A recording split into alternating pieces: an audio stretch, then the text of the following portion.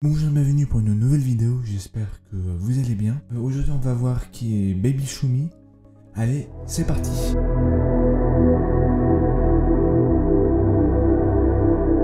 Ce quadruple champion du monde, et non je parle pas de Alain Prost, mais je parle bien évidemment de l'allemand Sebastian Vettel. Il sera né en 1987 à Oppenheim en Allemagne, et ce quadruple champion du monde gagnera la Formule 1 entre 2010 et 2013.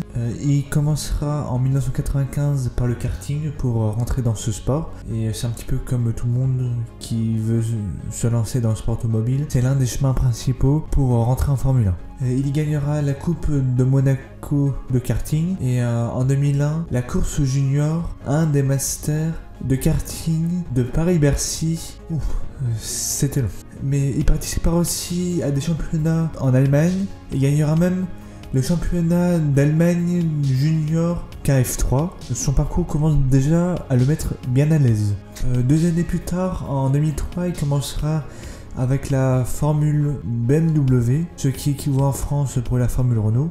Il y terminera deuxième et l'année suivante, il sera même engagé dans une autre écurie, MUC Motorsport. Et en tant que sur une bonne lancée, il remportera ce championnat avec 388 points sur 400 que l'on peut recevoir dans ce championnat. Ce qui montre déjà du niveau pour quelqu'un qui se lance dans le sport automobile. Mais bon, après, il est depuis 1995 dans ce sport, donc après à force, on prend quand même du niveau. Et il se présentera aussi à un événement World Series by Renault à Misano en 2006, et il devait remplacer Colin Fleming et se classera même deuxième dès sa première course. Et dans sa deuxième course, il réussira même à attraper sa première pole, ce qui montre son niveau et son potentiel qu'il peut développer en Formule 1. Mais en parallèle, Sebastian Vettel se fait repérer par BMW en Formule 1. Il sera pilote-testeur à partir de septembre 2006 pour Williams BMW.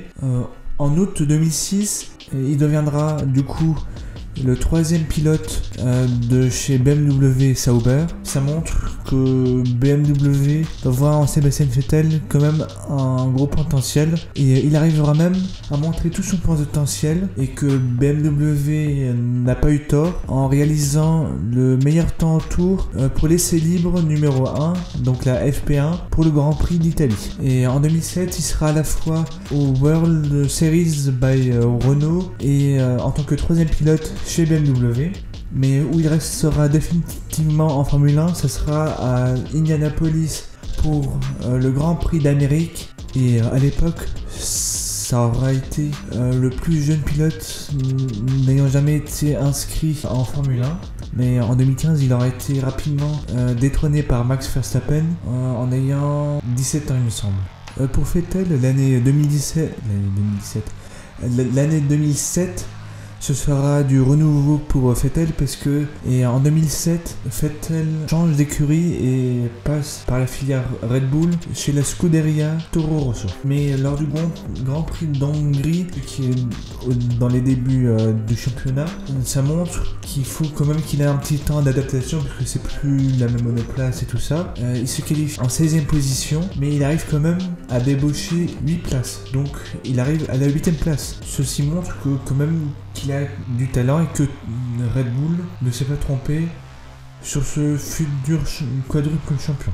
Il aura peut-être quelques petits accrochages, surtout avec Mark Webber pendant cette saison, mais il arrivera toujours aux courses d'après à se rattraper, comme se hausser à la 4e position, ou de se placer principalement en top 10.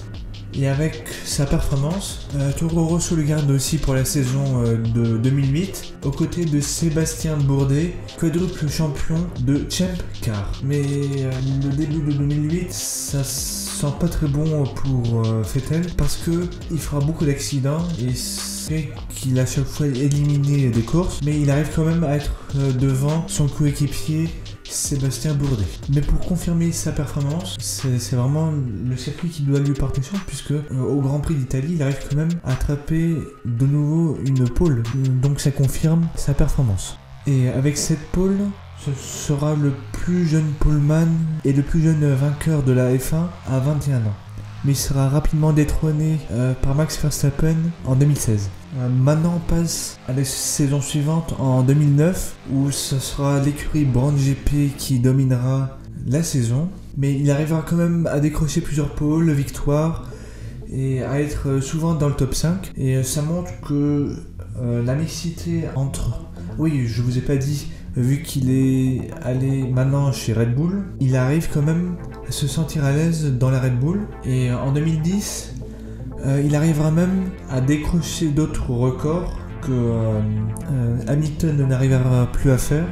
C'est de décrocher le titre de championnat et d'être le champion le plus jeune du monde. Mais le Grand Prix d'Europe à Valence lui fera de nouveau reprendre le championnat de devant avec 12 points d'avance des pilotes McLaren et se rattrapera en fin de saison.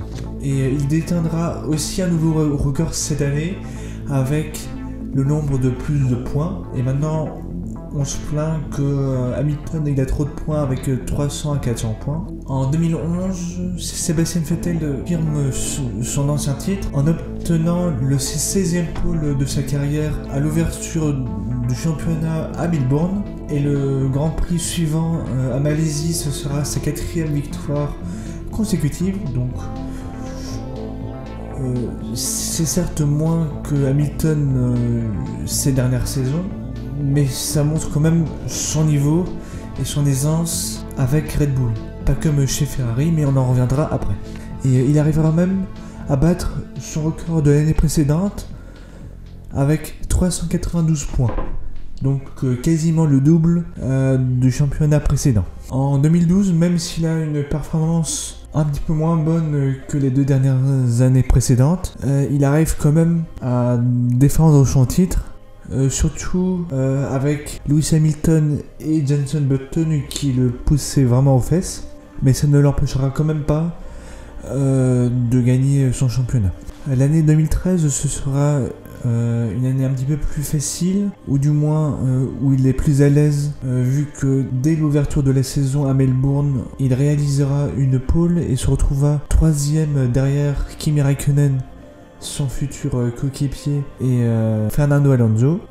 Et à Bahreïn, il aura d'autres compétitions, mais plus avec son confrère allemand Nico Rosberg, qui est désormais chez Mercedes avec Lewis Hamilton. Pour le Grand Prix de Hockenheim en Allemagne, même s'il s'est qualifié 2e derrière Lewis Hamilton, qui lui aussi montre son potentiel, mais il arrive quand même à le doubler après le premier virage. Et en faisant le Grand Prix d'Inde, il arrive vraiment à partir comme une fusée, vu qu'il aura sa 6e victoire consécutive, et ça lui assure quand même un petit peu pour le championnat.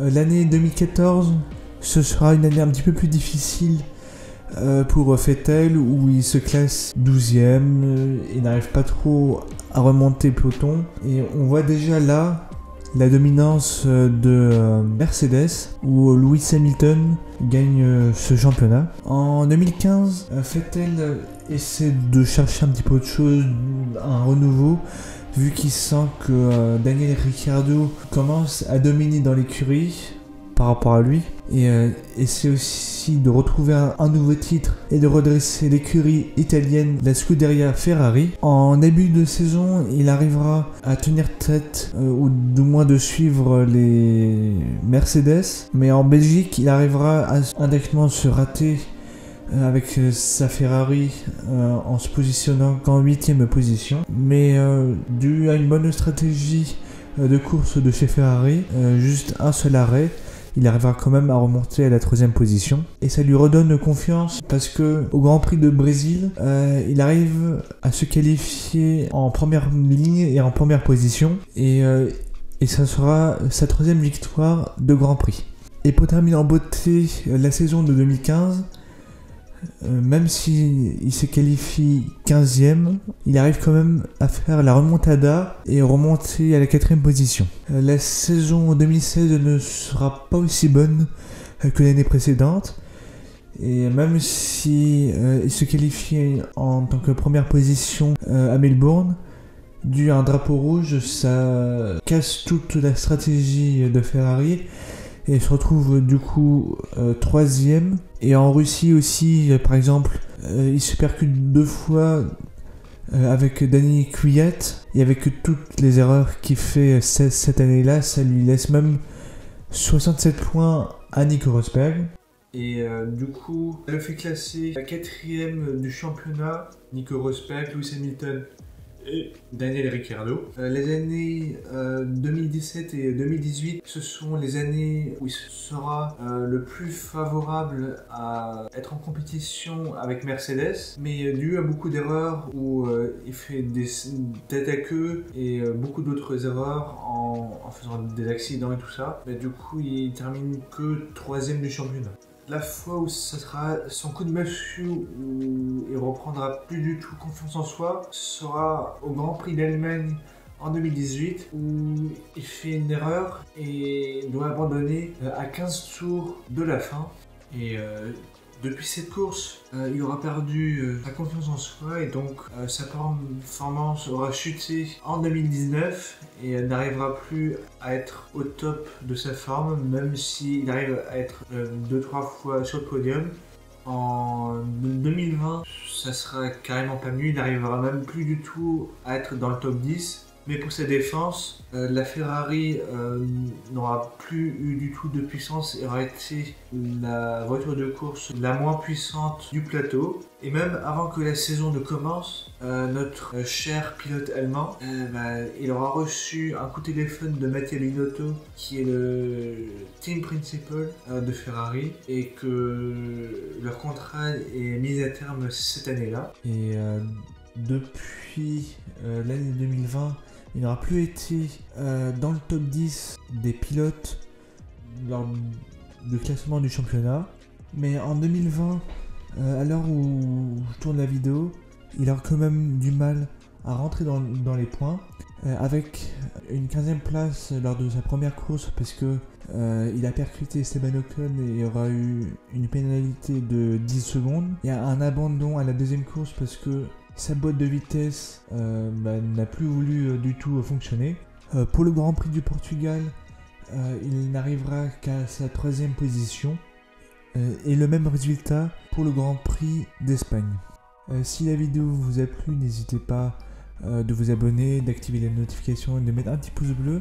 Ça permet de soutenir la chaîne, vous proposer de meilleurs contenus pour les prochaines vidéos. Et sinon, à vendredi prochain à 18 h ou le mardi pour un récap GP. Et sinon, ciao!